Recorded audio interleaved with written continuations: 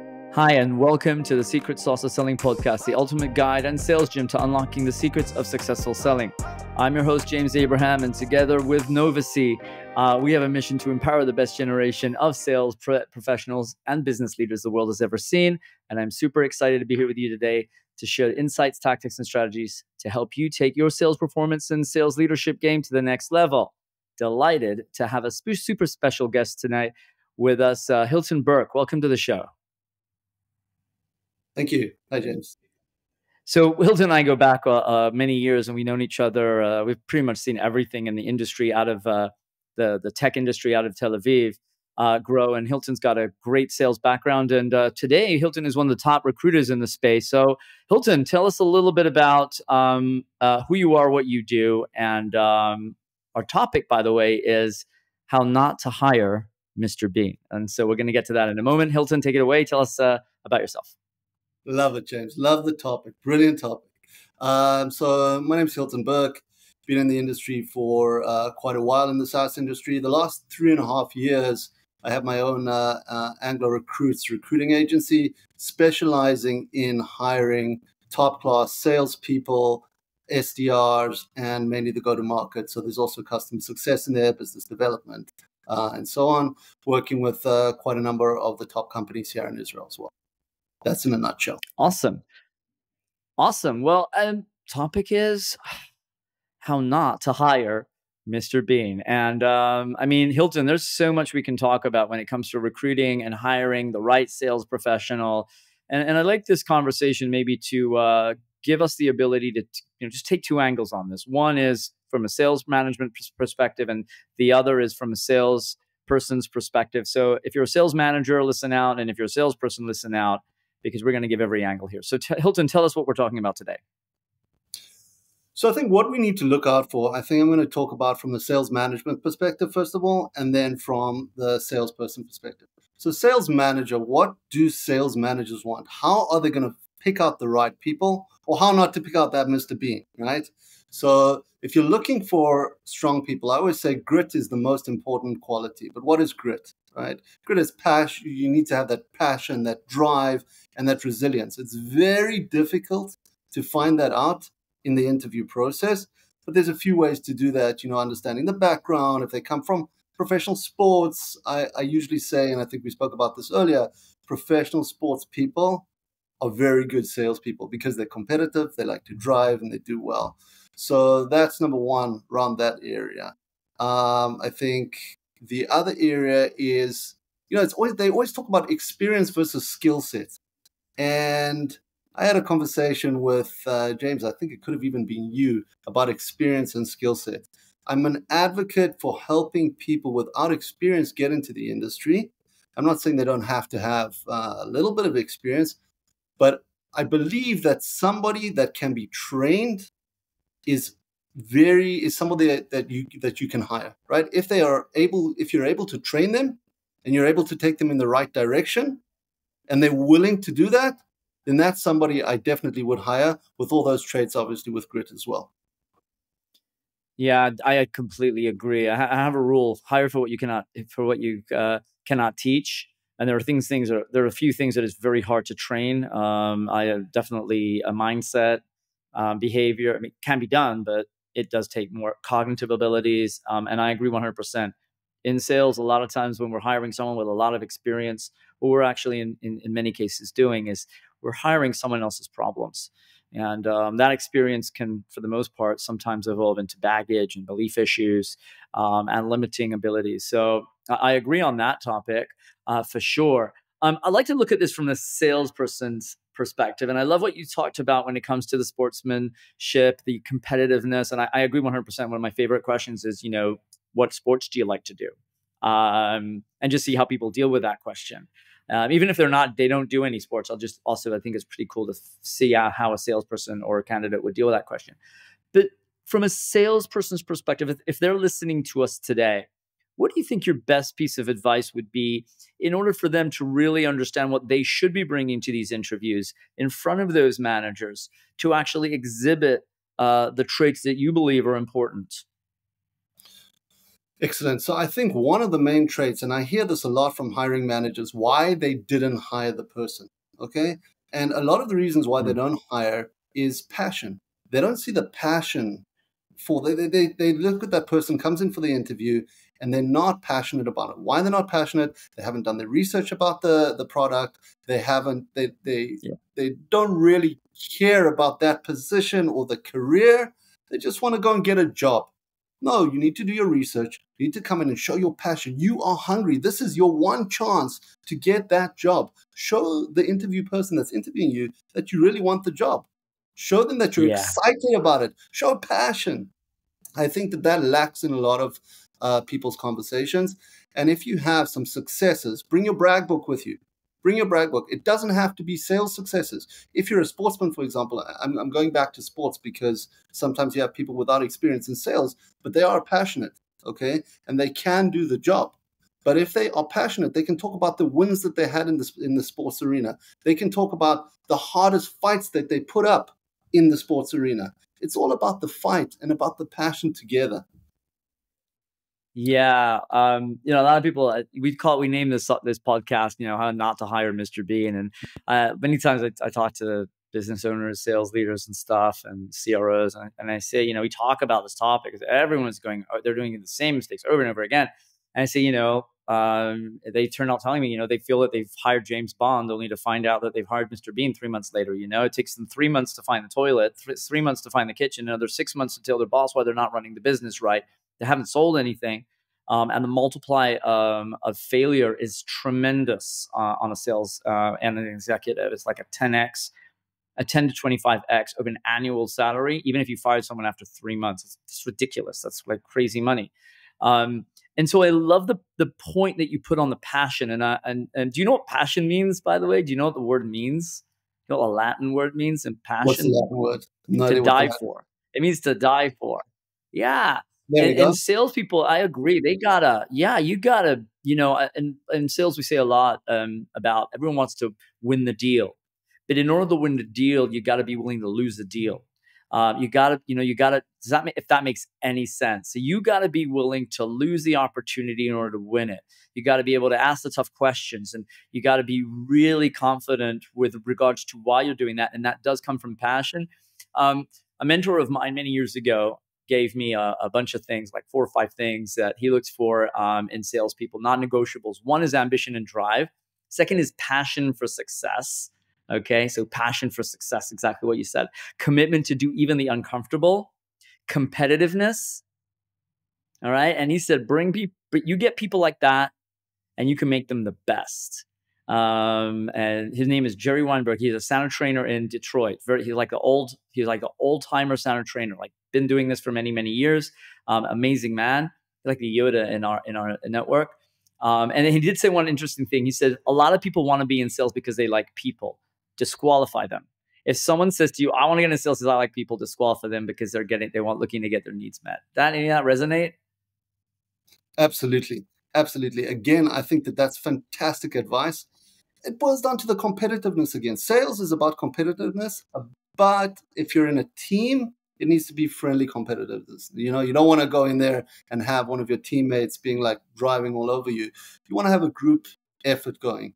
So I think that definitely resonates with me 100%. So what are the 3 biggest mistakes hiring managers make from your point of view? The 3 biggest mistakes I think that they make, number one, you have to identify the coachability in there, and you can ask questions about coachability in there. If they don't have that coachability, I think a lot of failures and why people don't pass that 3 months is the enablement and the training. So you want to set people up for success, right? So you want to understand from them what makes you succeed. And if they don't have the tools to succeed, I mean, you've just set them up for failure yourself. So you need to give them those tools. It's very difficult to identify in the interview process these things. So I don't know if I would have like the top 3. I wouldn't say 3 things, but the main thing is definitely is what are you going to give them and how are you going to be able to give them? Are they coachable? Okay, that's very important to identify. And you can ask them tough questions in the interview and see how they react to those questions. Because if you drive them and you say, well, you're not going to be the best salesperson, why would you be the salesperson? You give them a negative impact and see how they take that. Oh yeah. See how they handle objections in the interview, right? You can Oh see my how they God. Yeah. That's definitely my I'm favorite. And then I think this is around definitely throw them to the deep end, definitely see how they overcome it and see how they bounce out of that. And if they're coachable, for any sales manager that's listening, if when you're interviewing, one of my favorite questions would be, Mr. Interviewee, let's pretend I would turn around and say to you right now that you're a really nice guy and all, but we're looking for winners. I just don't see it in you. What would you say? What would you do? very good. And then I'll say to them, I think it's a no. If I were to say to you, I think it's a no, what would you say? What would you do? And it is amazing. It astounds me how many people say, oh, well, thank you for your time. I'm going to look for another opportunity. I'm like, what? You'd give up? That's when that coaching thing starts to kick in. You'd give up? Why? You're not going to give up. And then you start, let's say I gave you another chance. Oh, yeah. Oh, yeah. I agree 100%. That is spot on. One is identify coachability, but also I think the sales managers also need to know how to coach for the most part. A lot of them just don't even know how to coach. They might be looking for it in their team, but what are your thoughts around that? By the way, there is another part to identify. Sorry, I'm going back, and that's also the technical side, right? One of the biggest failures I had as a manager is that sometimes I used to hire people that didn't really have that technical niche. They got lost in technology. So when it came to Salesforce, when it came to outreach, when it came to all those different enablement tools, they would get lost in that. So you need to make sure that they're able to use those and try and understand what kind of tools they use and if they technically adapt. Fair enough. Now, I want to talk a little bit about the environment today, kind of where the economy is and a lot of things going down. I know there was a lot of people that were let off. I know the recruitment industry kind of went down. I know things are starting to climb back up again. What is your best advice for people that are looking for a new role right now? What do you think they should be doing that they weren't doing before? Should they be performing differently in the work market? And just help them stand out. What are your thoughts? Okay, so the market is like you said, is picking up, right? There are some positive signs. There are some signs out there that there are companies that are hiring, and it's looking positive. Now, my suggestion is not knocking on the back door; it's knocking on the front door. A lot of people just send their resumes just straight through through the LinkedIn or through the website. I don't like that. There are 3 ways to do it. Number 1 is to find somebody in that company and go through a network. You need to fight your way in and you go through the network. So you go inside that company, find somebody and ask them to refer you. Okay, that's number 1. Number 2, you can go through recruiters who have good names and they know what they're doing. You go through them and they will be able to put your CV through.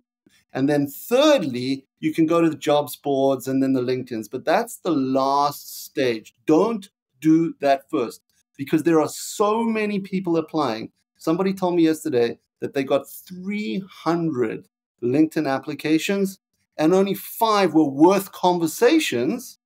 And probably one of those might have gone to the next stage. So that's just to show you, it's very sad that there's so many people on the market, but if you throw your CV in a pile, it's not going to go anywhere. Fair enough. I agree 100%. Oh my God, I hope I can get away with this little commercial. But just so the listeners are listening, so if you have Santa training on your CV, like if you've done our program, by the way, the chances of you getting a job are way higher than you not having it on your resume, just so we're clear. So I would definitely throw in personal development. By the way, it doesn't have to be me. Okay, it doesn't have to be me, but definitely have that on your resume. Show people that show the companies that you've invested in yourselves. Yeah, I think that's another thing that companies are looking for these days. They're looking for the personal investment, the growth mindset, the abundant mindset, the infinite game, as they call it. Simon Sinek calls it the infinite game. I think that's another thing these days that so many companies are aware of, and they understand that they'd rather have one real good A player than 3 C players or even 2 B players. Because at the end of the day, bottom line is the world's changed. And now we're in real sales. We're not an order taking world anymore. It's not, it's not like a supermarket where you sit there and just wait for the order to fall in. This is really actually doing doing the stuff and driving opportunities through the funnel. Okay. I love it. Now, here's another question. Onboarding. So let's pretend they've decided, okay, they've made a decision. Now, we can talk about the decision for hours, but let's decide they've made a decision. What do you find are the key elements to success on that onboarding process? So that first 3 months.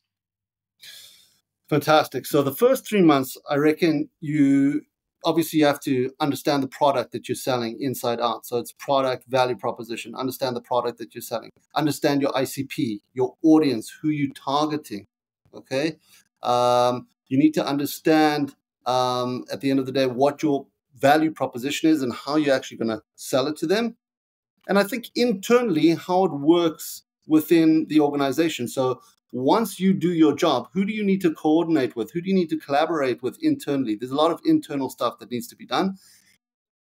Training, training, training. You need to be trained well before you get on the phones, right? It's like the sous chef for the sushi. Those guys, they don't make sushi until they've cooked rice for like a year. Okay, until they get that ingredient fine-tuned.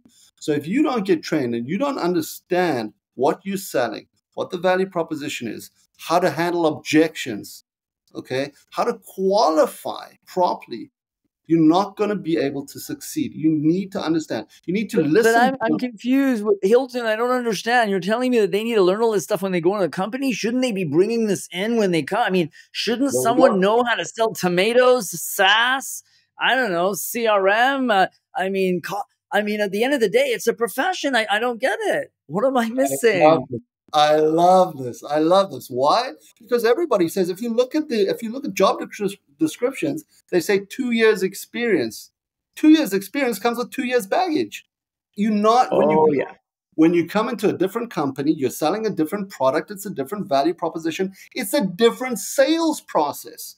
Every company has a different sales process. They have different tools. So you're actually learning to ride the bicycle again, a different type of bicycle. You might know how to ride a mountain bike, but now you're going to learn to ride a racing bike. So you still need to know how to ride a bike. Well, exactly. You still need the basics of how to ride that bike. If you don't have the basics and the fundamentals, absolutely. There's a great book. It's and I highly recommend getting this. You can't teach a kid to ride a bike at a seminar. All right. It's a David Sandler original book he wrote, and it is spot on what you just mentioned. It is exactly. But at the end of the day, sales professionals need to be professionals, or else they can't call themselves professionals. They need to come in with the ability to ask the questions. You know, I mean, there's some cognitive stuff that I'll be honest and tell you, if I was recruiting, I wouldn't want to train my people on. There are some basic things they need to come in with. There are some basic qualities. And I don't think it's a technique thing. I think it's more of a mindset thing and a behavioral thing more than anything. So is someone gutsy to ask tough questions? Is someone gutsy to pick up the phone and make a cold call? Because if a salesperson, I don't really care where they are. I don't care if they're a BDR, SDR. I don't care if they're a sales executive, an account executive, a CS, customer success. I don't care if they can't pick up the phone, even a sales engineer. I'm not kidding. If they can't pick up the phone and get an appointment with a stranger, then they really need to recheck their occupation and profession. I mean, bottom line is that's the basic stuff. 100%. And I think also putting yourself in front of the mirror, learning about what you're doing, right? So listen to yourself over and over again. Try and record yourself. You know, there's tools out there that record you, and you can understand exactly what you're doing wrong. Listen to other people's calls. Listen to how they're doing. Right? Absolutely. And that's part of the training is when you mirroring people and listening to other people as well. So, and there's something I noticed quite a bit, and I don't know if there are any salespeople out there that resonate. You know, they'll apply for a role, they get in front of an HR person. This HR person has never sold anything in their entire life. They probably have some kind of cognitive bias as it is. You know, they're probably interviewing from the subconscious. How common is that these days before a sales? I mean, come on. I mean, we've all been there. Anyone in sales, we've all been there. That we're super qualified for the role. We know we're qualified for the role. We get in front of an HR person, and it just goes terribly, terribly, terribly wrong. I mean, is that still happening? I don't know. I haven't been interviewing 100%. For many years. 100%, it's still happening. And why does it happen? If you look at the qualification process of that HR person, it's basically like a robotic BDR, right? Yep. They go through the questions and they just tick the boxes. Okay. So there's a couple of questions. How much experience do you have? Do you know about Salesforce? Do you know about this? If they don't fall into that category, they're taken out of that box and that's Yeah. it.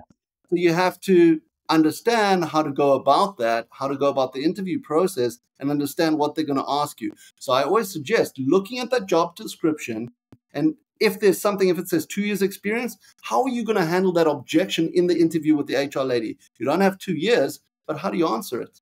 Okay. You don't have 2 years specifically in this, but you do have a lot of experience in other areas. Yeah, 100%. I think another thing is salespeople, and when they're applying, they need to be assertive, but also they need to know how to be vulnerable enough if they don't have what that company is. And that, that job description, that's a wish list. There's no way anyone would get everything on that list. And by the way, in most cases, I see in a lot of companies, what they do is they just knock the list off someone else. They're just basically taking someone else's list and copied it. But that list is impossible to really hit. You can't. It's like finding the perfect wife or finding the perfect husband. It doesn't exist, right? So, these days, I actually it's interesting. I had a conversation recently with a client of mine. I have a lot of people work, that we train, and they're just salespeople. They pay their own way. They invest in themselves. And one gentleman, a really nice guy, younger guy, he wanted to get into becoming like a BDR for a serious American company. Found a role, right? Now, he was working for a pretty crappy company before. And he goes through the process and he says to they say to him, okay, you've passed everything. Now we just need 2 references. He calls me up, James, I don't have references. The old company I work for, they're a crappy company, and I don't want my boss knowing that I'm looking for a new job, and I don't have anyone.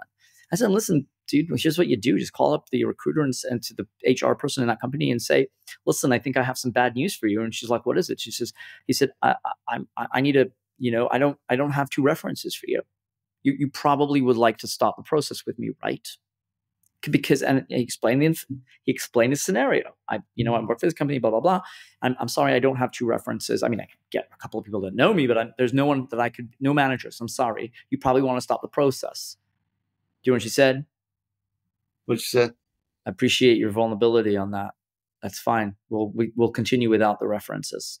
And I think a lot of times salespeople are just trying to make things up along the way because they're afraid of rejection, which, by the way, is not a good thing if you're in sales. And they don't really tell the truth. And knowing how to be vulnerable enough that one shows courage. It shows courage. It shows self-worth. And it's just being human. And I think at the end of the day, that balance between, being assertive yet being nurturing is a very, very, very fine balance. And if we're able to exhibit that in that interview process, that is something that we then can continue to take into the role, which a lot of times we struggle because, we're needy. People are needy. They want to get the role, and I get it. They want to make money, and they've been out of business for long. They've been out of work for long enough, and pressure and all this other stuff. But I think sometimes we really need to take a step back, take a deep breath, understand who we are. The last thing we want to do is, get hired for the wrong company. We miss a greater opportunity down the line.